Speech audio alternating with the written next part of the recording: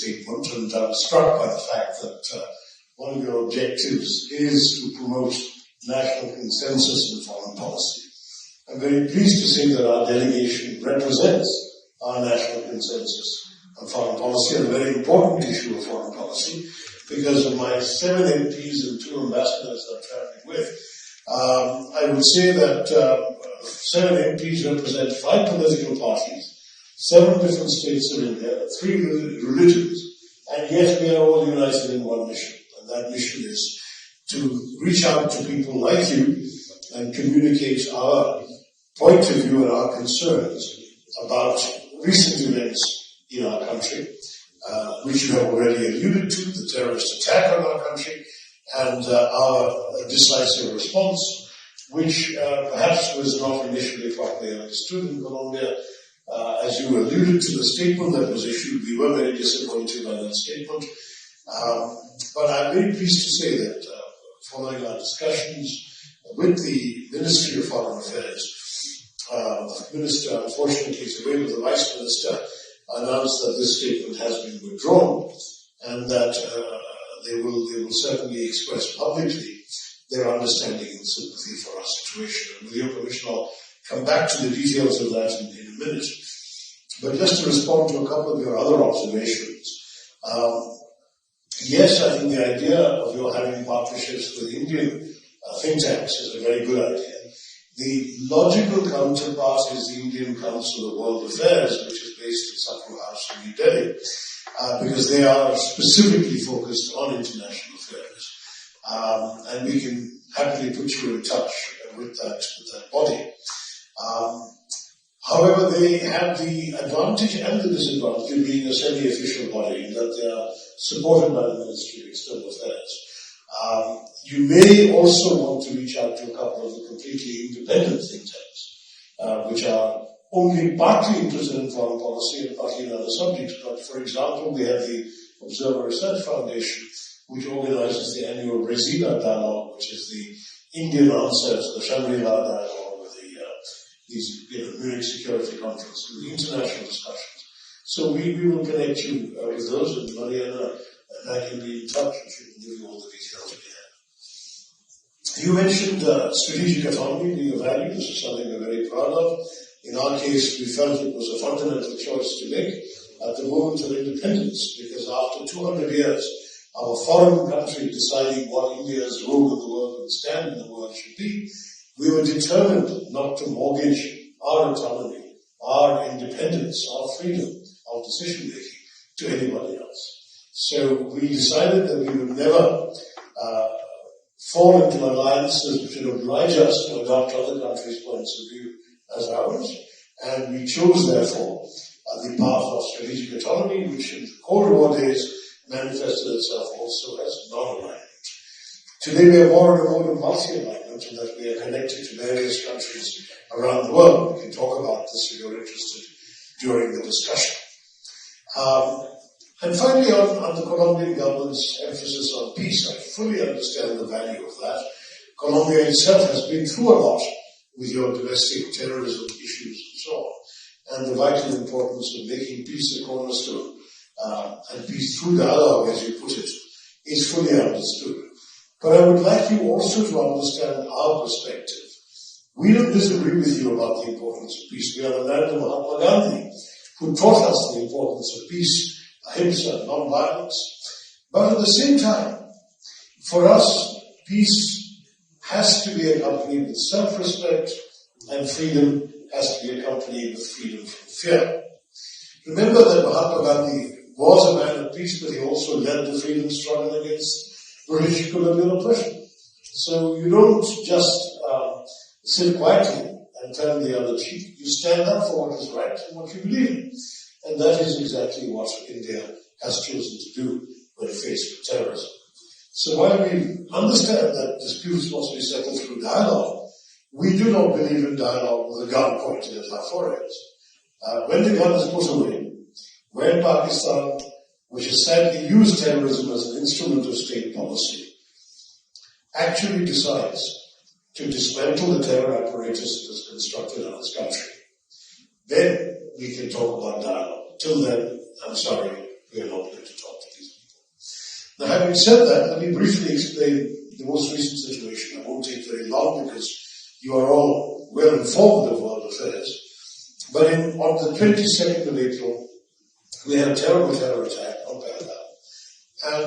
And frankly, this was an awfully conceived and executed murderous rampage, because what they did was not only to come in and attack innocent tourists on holiday in a peaceful part of Kashmir, at a time when Kashmir has been growing and prospering. Our tourism had doubled. It was 100% greater than the previous year. And at that time they came and did this, both to hurt the Kashmiri economy, perhaps to alienate the people of Kashmir whose livelihoods would go with the killings of these tourists. And also to create a backlash in India, because the killers asked the religion of each person before shooting the husband dead. And these were not armed people, these were just holidaymakers. It was an awful thing, and as Mariana mentioned, because of the way in which this had happened, the government named the resulting retaliatory Operation Sindoor, because this murderous attack had wiped the Sindoor, the mark of marriage, from the foreheads of 26 Indian women. Actually, it was 25 Indian women and one Nepali, but who was also killed.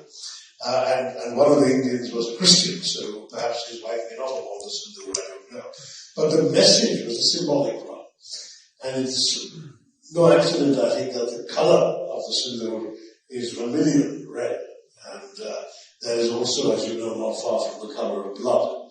So there was a very strong evocative message given. We struck 9 known terrorist headquarters, launch pads, bases, and training camps in Pakistan on the 7th of May. But it was very carefully calibrated and chosen to convey the message, which was then made explicit the next morning, that we were not planning a war against Pakistan.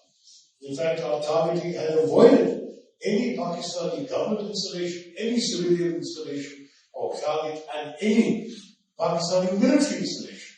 It had only targeted known bases of terrorists, identified by the UN Sanctions Committee as terrorists, and also on the wanted list of the United States terrorist designated list. So, for us, it was a clear-cut message to the terrorists and only to the terrorists.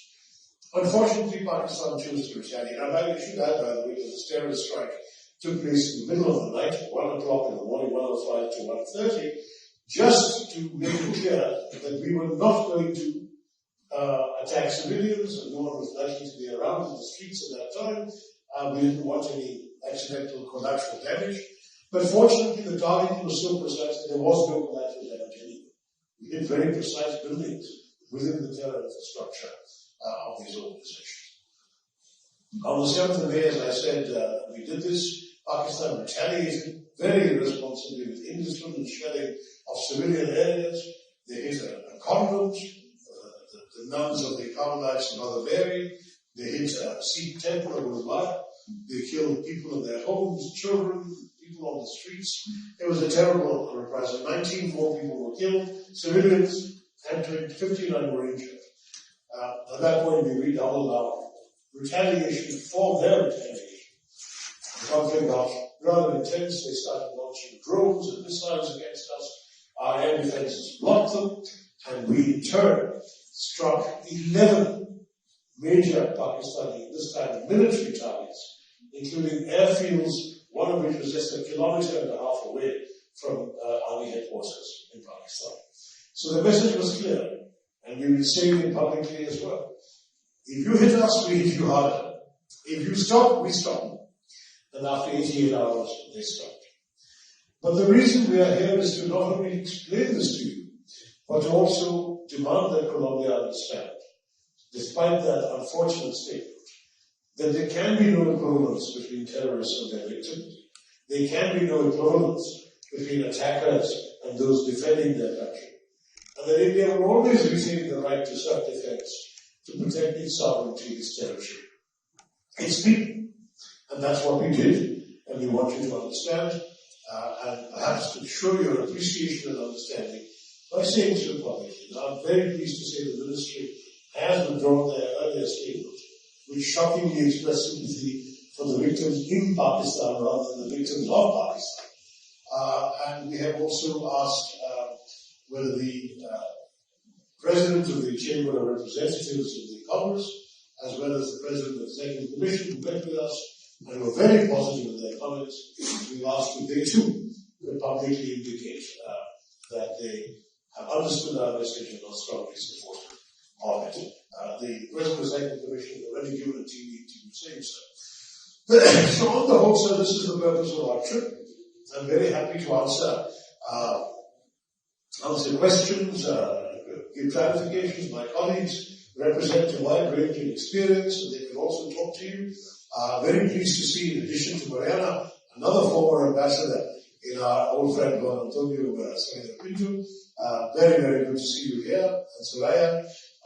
As far as I'm concerned, we have good relations with Colombia that we want to strengthen and deepen. In fact, your ambassadors, the two of them here, have been very good friends of India. We want to deepen that friendship even further. I want to add further that the potential keeps growing, as India has now made very significant advances in technology, in IT stack we built up, in pharmaceuticals, all of areas which I believe Colombia finds of interest.